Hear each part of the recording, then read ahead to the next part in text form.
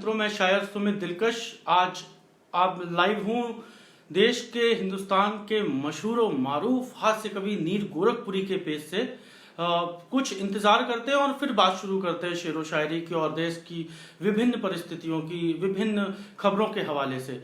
जो भी मित्र मेरे साथ इस लाइव के दौरान जुड़ रहे हैं उनसे मेरी गुजारिश है कि इस वीडियो को तमाम अपने मित्रों के साथ अपने तमाम फेसबुक ग्रुप्स में शेयर करते हुए चलें।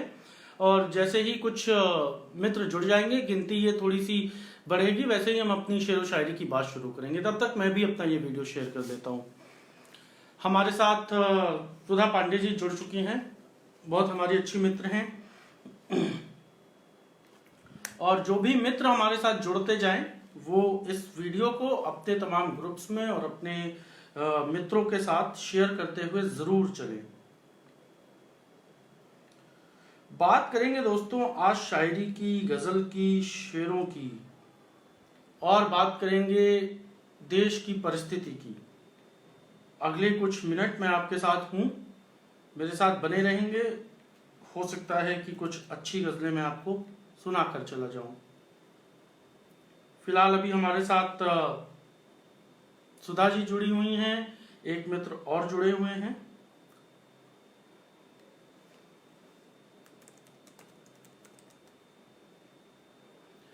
एक बार मुझे सूचित कर दें कि मेरी आवाज आप लोगों तक पहुंच रही है या नहीं। मेरी आवाज बिल्कुल क्लियर आ रही है बिना किसी डिस्टरबेंस के। कमेंट करते हुए चलेंगे तो मुझे पता रहेगा कि आप मुझे सुन पा रहे हैं।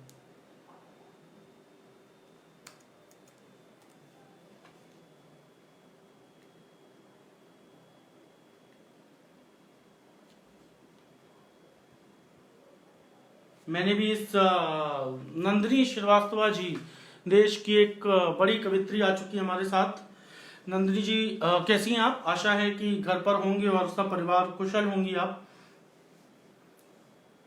अविनाश जौनपुरी आवाज आ रहा है जी जी जी जी जी, शुक्रिया शुक्रिया शुक्रिया। तो जैसा आप सबने देखा होगा कि हमारे माननीय प्रधानमंत्री जी ने देश के तमाम राज्यों के मुख्यमंत्रियों के साथ एक बैठक ली और उस बैठक में लगभग अब ये तय माना जा रहा है, संभावना है इस चीज की कि ये जो लॉकडाउन हमारा 21 दिनों का चल रहा था इसको एक्सटेंड किया जाएगा, इसकी तिथि बढ़ाई जाएगी, अवधि बढ़ाई जाएगी, जो कि निहायत जरूरी भी है। क्योंकि जिस तरीके से अगर आप देखें तो पूरे विश्व में लगभग कोरोना से 15 लाख के ऊपर लोग संक्रमित हो चुके हैं और लगभग 1 लाख से ऊपर लोग अपनी जान गंवा चुके हैं। और यही आंकड़ा हमारे हिंदुस्तान के हवाले से अगर देखा जाए तो 7,000 के आसपास अभी तक लगभग संक्रमित हैं और 200 के ऊपर लोगों ने अपनी जान गंवा दी है। तो बहुत जरूरी है देश हित में, मानवता के हित में कि ये लॉकडाउन जारी रहे और इसका पालन हम करें, अनुपालन करें। और तमाम हवालों से खबरें आती रही आज पूरे दिन कि जिस तरीके से दिल्ली में फिर से आज 52 के करीब कोरोना पॉजिटिव लोग मिले, तो बुरा दौर है, लेकिन दौर है जैसा मैंने बोला कि वो गुजर जाएगा। इसमें हमें और आपको ये देखना होगा कि हम और आप कमजोर ना पड़ें।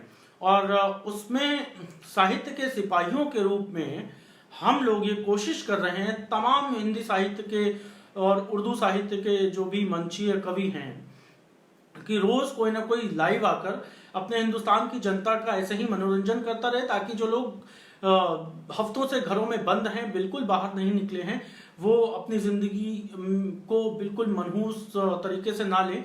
कुछ ना कुछ मनोरंजन उसमें हम आपका करते रहें। तो मेरे साथ जुड़े रहिएगा। मैं इस पूरे सेशन में आपको शेर सुनाऊंगा, गजल सुनाऊंगा, कुछ अच्छी प्यारी प्यारी बातें करूंगा। और इसी दौरान अगर आपकी कोई पसंदीदा गजल हो जो आपको मुझसे सुननी हो, मेरी कोई ऐसी गजल जो आपको बहुत पसंद हो, तो डेफिनेटली कमेंट बॉक्स में उसको लिखें और मैं उसको भी सुनाऊंगा। जी नंदिनी जी शुक्रिया। कृष्ण मुरारी त्रिपाठी अटल जी जुड़ चुके हैं। मेरा बहुत प्यारा छोटा भाई और देश का एक बड़ा महबूब हास्य कवि चेतन चर्चित हमें देख रहा है। आओ चेतन, तुम्हारा भी स्वागत है। और इस वीडियो को लाइव के दौरान शेयर करते हुए चले, इसमें हम लोग शायरी की बात करेंगे। और नीर गोरखपुरी के पेज से मैं लाइव हूं। जैसा कि आप सब जानते हैं, नीर गोरखपुरी देश का एक बड़ा नाम, ये बुरा दौर है जो आया है गुजर ही जाएगा, फर्ज अपना धैर्य से कुछ दिन निभा कर देखिए। हाँ चेतन, मैंने देख लिया कि तुम आ गए हो, और तुम आ गए हो तो तुम्हारा स्वागत है।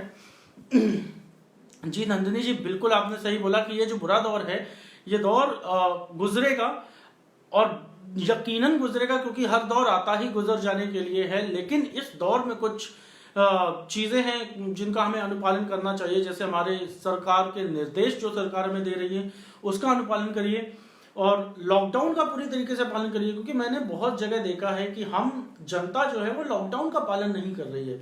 सरकारें आपसे आग्रह कर रही हैं, सरकारें कहीं कहीं सख्त हो रही हैं, लेकिन जब तक हम अपनी जिम्मेदारी नहीं समझेंगे तब तक हम इस लड़ाई को जीत नहीं पाएंगे।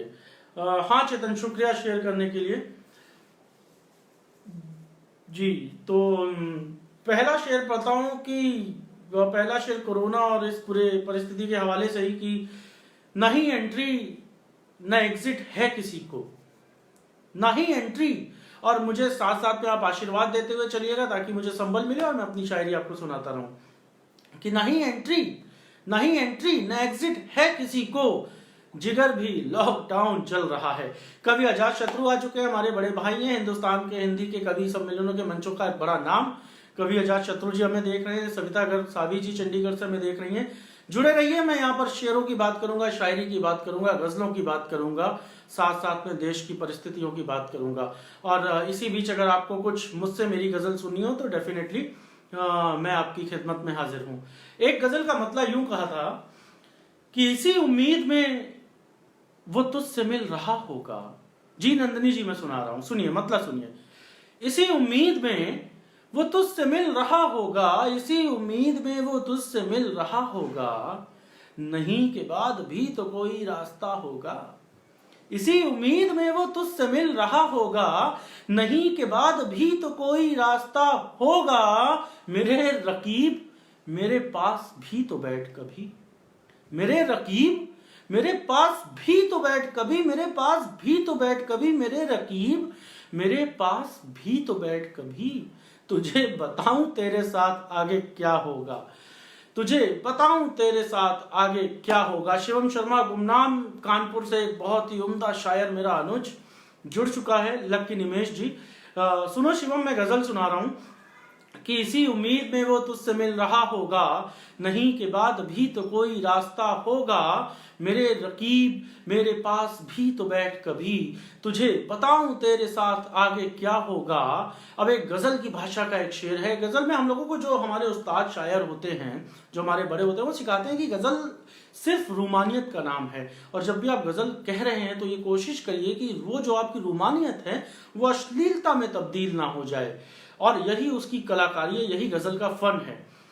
शेर सुनिएगा, अगर मैंने वो फन निभा दिया हो तो मुझे आपकी बेपनाह मोहब्बत चाहिए कि इसी उम्मीद में वो तुझसे मिल रहा होगा, नहीं के बाद भी तो कोई रास्ता होगा, और मेरे रकीब मेरे पास भी तो बैठ कभी।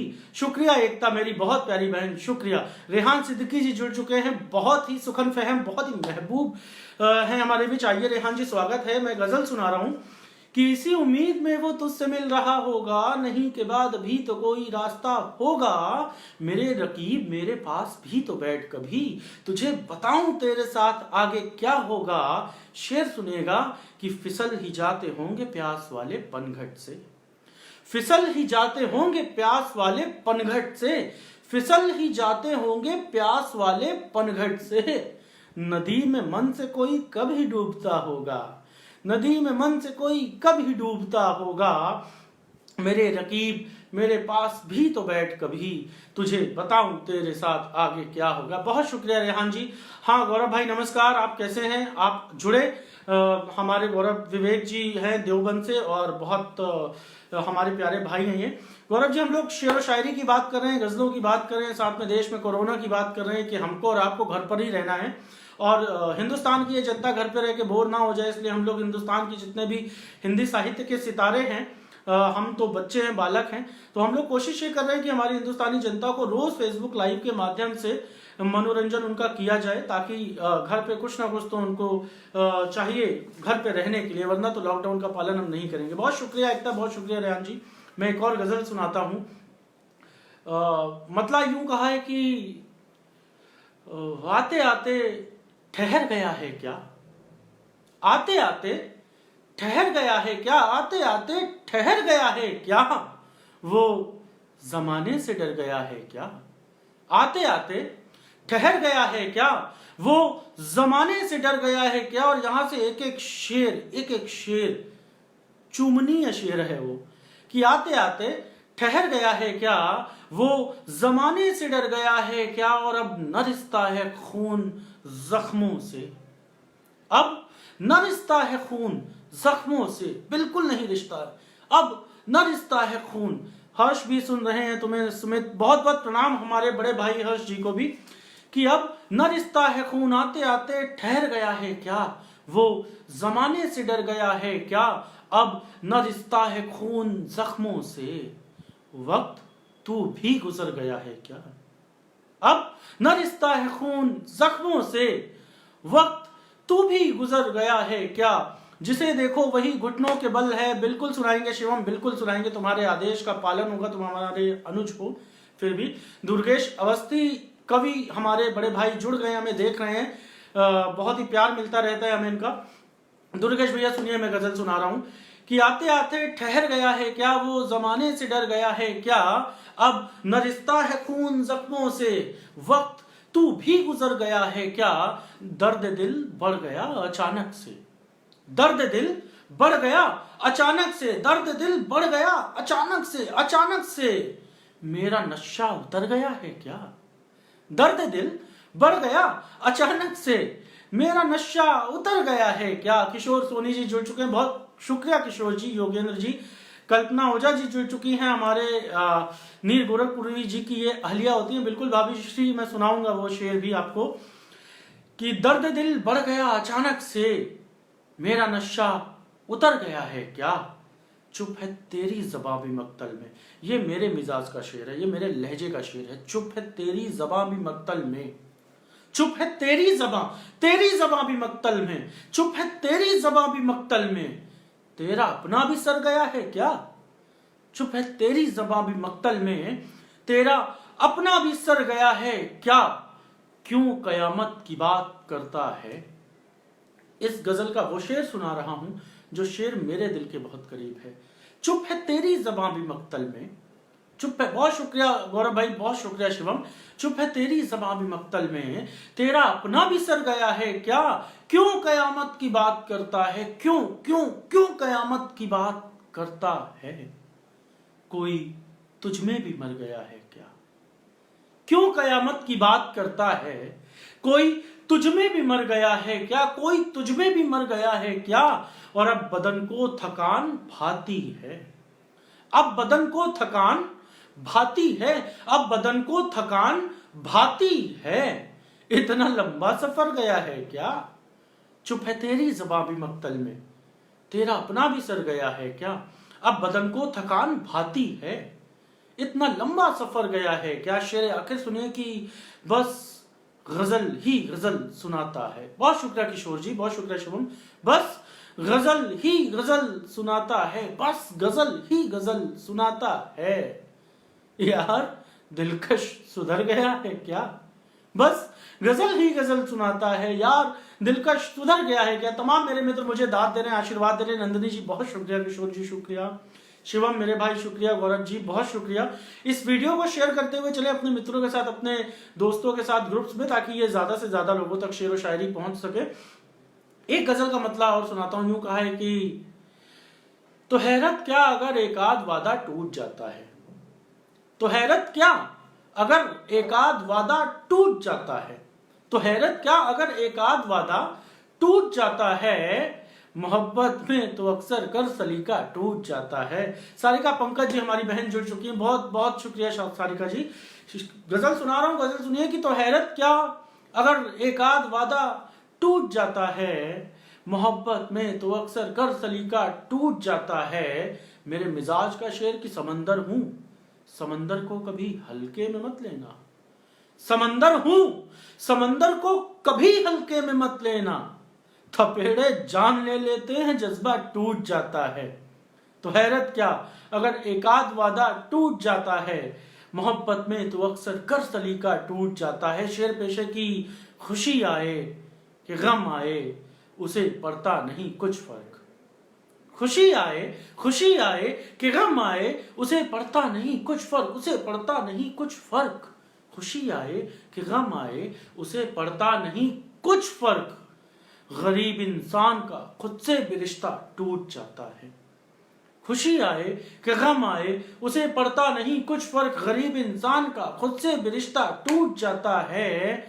और तुम्हें है फासलों से इश्क तो रखो मगर सुन लो। शेर बतौर खास है। अब्दुल वकार मेरा भाई जुड़ चुका है, बहुत शुक्रिया दीपक शर्मा जी। कि तुम्हें है फासलों से इश्क तो रखो मगर सुन लो। तुम्हें है फासलों से इश्क तो रखो मगर सुन लो। न हो घर में जो घर वाले तो ताला टूट जाता है। तुम्हें है फासलों से इश्क तो रखो मगर सुन लो। न हो घर में जो घर वाले तो ताला टूट जाता है। और आपने देखा होगा कि हिंदुस्तान में जो कोरोना के केसेस हैं वो एक वर्ग विशेष की वजह से अचानक से बढ़े। न जाने उसके पीछे का कारण क्या था। कारण में हम नहीं जाते, हमें केवल नतीजे दिखते हैं। वो घटनाएं जहन में रखिए और मेरे शेर सुनिए कि तुम्हें है फासलों से इश्क तो रखो मगर सुन लो। ना हो घर में जो घर वाले तो ताला टूट जाता है। नहीं दुश्मन कोई बचता, नहीं रहता कोई भी दोस्त। नहीं दुश्मन कोई बचता, नहीं दुश्मन कोई बचता, नहीं रहता कोई भी दोस्त। किसी के नाम जब मरघट पे मटका टूट जाता है। नहीं दुश्मन कोई बचता, नहीं रहता कोई भी दोस्त। किसी के नाम जब मरघट पे मटका टूट जाता है। बहुत शुक्रिया एकता, बहुत शुक्रिया अजय जी। जिस दिन दिलकश सुधर जाएगा यकीनन शायद एक उस रोज मर जाएगा। बिल्कुल बिल्कुल बिल्कुल आपकी यही मोहब्बतें अजय मेरे भाई की सुधरने नहीं देती। मैं शेर सुना रहा हूं कि नहीं दुश्मन कोई बचता, नहीं रहता कोई भी दोस्त। आशीष प्रकाश जुड़ चुका है मेरा भाई। गजल सुना रहा हूं आशीष, सुनिएगा कि नहीं दुश्मन कोई बचता, नहीं रहता कोई भी दोस्त। किसी के नाम जब मरघट पे मटका टूट जाता है। और शेर आखिर ये है कि यकीनन है बहुत दिलकश तेरी महबूबियत लेकिन, यकीनन है बहुत दिलकश तेरी महबूबियत लेकिन, यकीनन है बहुत दिलकश तेरी महबूबियत लेकिन। किसी का दिल तो रख ले तो किसी का टूट जाता है। यकीनन है बहुत दिलकश तेरी महबूबियत लेकिन, किसी का दिल तू रख ले तो किसी का टूट जाता है। समंदर हूं, समंदर को कभी हल्के में मत लेना, थपेड़े जान ले लेते हैं जज्बात टूट जाता है। तुम्हें है फासलों से इश्क तो रखो मगर सुन लो। न हो घर में जो घर वाले तो ताला टूट जाता है। बहुत शुक्रिया मेरे भाइयों। शत्रुघ्न सिंह जुड़ चुके हैं। एक शेर यूं कहा है दोस्तों कि इससे पहले कि जान हारूं मैं, इससे पहले कि जान हारूं मैं, इससे पहले कि जान हारूं मैं, इससे पहले कि जान हारूं मैं, हो इजाजत तो दिल लगा लूं मैं। इससे पहले कि जान हारूं मैं, हो इजाजत तो दिल लगा लूं मैं। शेर बतौर खास है कि एक तुझसे मिलन की ख्वाहिश में, एक तुझसे मिलन की ख्वाहिश में, एक तुझसे मिलन की ख्वाहिश में, जाने किस किस से मिल रहा हूं मैं। इससे पहले कि जान हारूं मैं, हो इजाजत तो दिल लगा लूं मैं। और एक तुझसे मिलन की ख्वाहिश में, जाने किस किस से मिल रहा हूं मैं। आप सुधर तो नहीं सकते, बहरहाल सुधरना अच्छा भी नहीं, सुधरने की नहीं बिगड़ने की उम्र है शिवम। कि एक तुझसे मिलन की ख्वाहिश में, जाने किस किस से मिल रहा हूं मैं। एक तन्हा शेर देखिए, कल यूं कहा था कि खुदा की योजना जाने खुदा ही। बहुत सारे हमारे मित्र होते हैं जो चिंतित रहते हैं, जो सोच में रहते हैं कि यार जो अतीत में हुआ वो क्यों हुआ, या जो भविष्य में होगा वो क्या होगा हमारे साथ न जाने। तो उनके लिए मेरा ये तन्हा शेर है कि खुदा की योजना जाने खुदा ही, खुदा की योजना, खुदा की योजना जाने खुदा ही, हमारा काम है बस सांस लेना। खुदा की योजना जाने खुदा ही, हमारा काम है बस सांस लेना। एक दो गजल तरन्नुम में सुना देता हूं। शिवम ने गजल के लिए मुझे बोला था, मतलब सुनाता हूं। शिवम तुम्हारा सुनना, तुमने जिसकी फरमाइश करी थी कि जिससे देखो वही घुटनों के बल है। शिवम सुनना। जिसे देखो वही घुटनों के बल है, जिसे देखो वही घुटनों के बल है। यहाँ हर शख्स तो कितना सरल है, यहाँ हर शख्स क्यों इतना सरल है।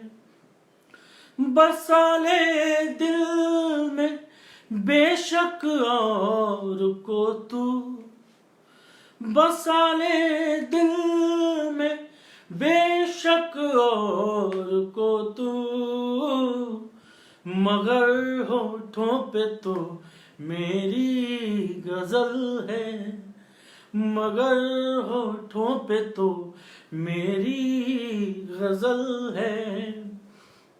बहुत शुक्रिया। एक मतलब एक शेर यूं कहा है कि ख्वाबों से मेरे इश्क का मंजर ना निकालो। सुनिएगा बहुत प्यार से, बहुत मोहब्बत से। ख्वाबों से मेरे इश्क का मंजर ना निकालो, ख्वाबों से मेरे इश्क का मंजर ना निकालो। रहने दो नशे में मुझे बाहर ना निकालो, रहने दो नशे में मुझे बाहर ना निकालो। शेर सुनेगा इसका कि सब नाम तेरे कर दिया लेकिन मेरे बच्चे, सब नाम तेरे कर दिया, खेती मकान गाड़ी सब नाम तेरे कर दिया, सब नाम तेरे कर दिया, लेकिन मेरे बच्चे मेरे घर से मेरे नाम का पत्थर ना निकालो। रहने दो नशे में मुझे बाहर ना निकालो। अब एक गजल का एक मतला और दो शेर सुना देता हूं जिसकी फरमाइश हमारी भाभी श्री ने की है, कल्पना ओझा जी ने, कि जोड़ कर पाई पाई रखी है। समाप्त फरमा लीजिए कि जोड़ कर पाई पाई रखी है, हमने तेरी जुदाई रखी है। जोड़ कर पाई पाई रखी है, हमने तेरी जुदाई रखी है। शेर पे शेर कि जख्म भरने ही कब दिए हमने, जख्म भरने ही कब दिए हमने, छूट तुमसे जो खाई रखी है, जोड़ कर पाई पाई रखी है। मुझे दाद देते चलिए, मुझे आशीर्वाद देते चलिए ताकि मुझे लगे कि आप जुड़े हुए मेरे साथ, कि हमने तेरी जुदाई रखी है। शेर बतौर खास कि अब भी आती है खुशबू सांसों की, अब भी आती है खुशबू सांसों की, आज भी वो रजाई रखी है, जोड़ कर पाई पाई रखी है। शेर सुनिएगा कि एक अंगूठी जो तुमको दे ना सके, एक अंगूठी जो तुमको दे ना सके, बस वही मुंह दिखाई रखी है, जोड़ कर पाई पाई रखी है। हमने तेरी जुदाई रखी है।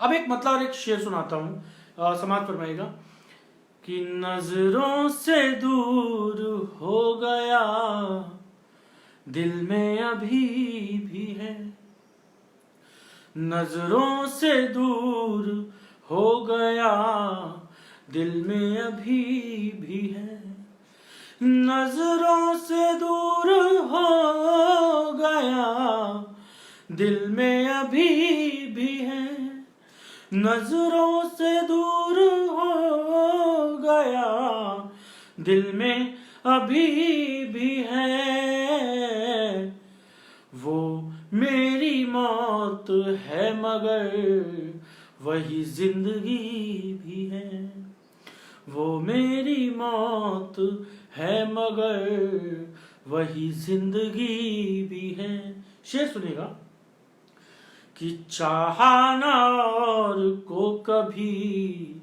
उसे चाहने के बाद, मांगा ना और को कभी उसे मांगने के बाद, चाहा ना और को कभी उसे चाहने के बाद, वो इब्तिदा है इश्क की वही आखिरी भी है, नजरों से दूर हो गया दिल में अभी भी है, वो मेरी मौत है मगर वही जिंदगी भी है। बहुत शुक्रिया मेरे सारे मित्र जो मेरे साथ जुड़े हुए हैं।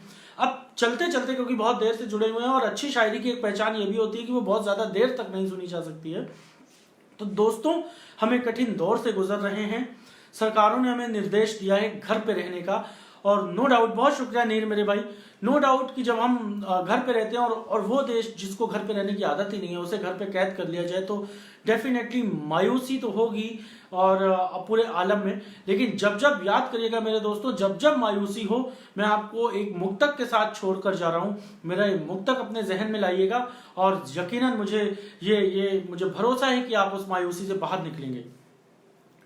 मुक्तक समाप्त फरमा लीजिए कि कश्ती के साथ चल रहे तूफान बराबर, कश्ती के साथ चल रहे तूफान बराबर, फिर भी मेरे लबों पे है मुस्कान बराबर, फिर भी मेरे लबों पे है मुस्कान बराबर, तुम दर्द दे रहे थे हमें हम दुआ तुम्हें, तुम दर्द दे रहे थे हमें हम दुआ तुम्हें, लो हो गया तुम्हारा भी एहसान बराबर, लो हो गया तुम्हारा भी एहसान बराबर, कश्ती के साथ चल रहे तूफान बराबर, फिर भी मेरे लबों पे है मुस्कान बराबर। मेरे अभी कैसे छोड़ें, तो बताओ फिर क्या सुनना है। चलो एक मैं गजल, एक मतलब 2-3 शेर और सुना देता हूं एक गजल के। जो गजल, जिस गजल की बहुत फरमाइश होती, पल्लवी त्रिपाठी जी जुड़ चुकी हैं, बहुत नमस्कार। अरुण वाशने जुड़ चुका है, मेरा भाई कंचन जी आगरा से जुड़ चुकी हैं। सबका स्वागत है, सबका स्वागत है। मुझे दाद देते हुए चलिएगा। एक गजल लॉकडाउन पर कुछ, लॉकडाउन पर तो सुना दिया ना कि ना एंट्री है ना एग्जिट है किसी को, नहीं एंट्री ना एग्जिट है किसी को, जिगर भी लॉकडाउन चल रहा है। तो बस इतना ही बहुत है। बाकी तो लॉकडाउन में मजे लीजिए, बढ़िया बढ़िया खाना बना के खाइए रात में। और मेरी और नीर की आदत है, आजकल हम लोग सुबह सुबह 4-4:30 बजे खाना बना के खाते हैं, पागल हो गए हम लोग। तो एक गजल का मतला सुनाता हूँ, नीर सुनना, और मेरे सारे दोस्तों के लिए। बहुत महबूबियत मिली इस गजल को, बहुत प्यार मिला इस गजल को, लोग बोल के सुनते हैं, इसको फरमाइश करते हैं। एक मतलब एक शेर कि कौन हो तुम जो मेरे इतने करीब आने लगे, कौन हो तुम जो मेरे इतने करीब आने लगे, रुक गई जाती बहारें, फूल शर्माने लगे, कौन हो तुम जो मेरे। आज 102 जमाती फिर दिल्ली में इन गधों पर कुछ।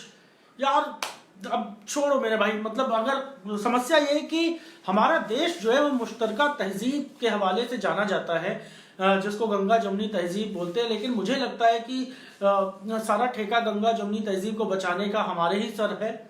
और हमने हमेशा देखा है, हमेशा जब जब राष्ट्रहित की बात आई है तब तक एक तबका, एक वर्ग विशेष उठा है और उसने कोई ना कोई ऐसा कृत्य किया है जिससे राष्ट्र का सर नीचा हो। तो जो भी जमातियों ने किया, जो भी निजामुद्दीन का मरकज से हुआ, यकीनन वो शोभनीय बिल्कुल नहीं है। और सरकारें जो भी होंगी वो उचित कार्रवाई कर रही होंगी, मुझे इसका यकीन है।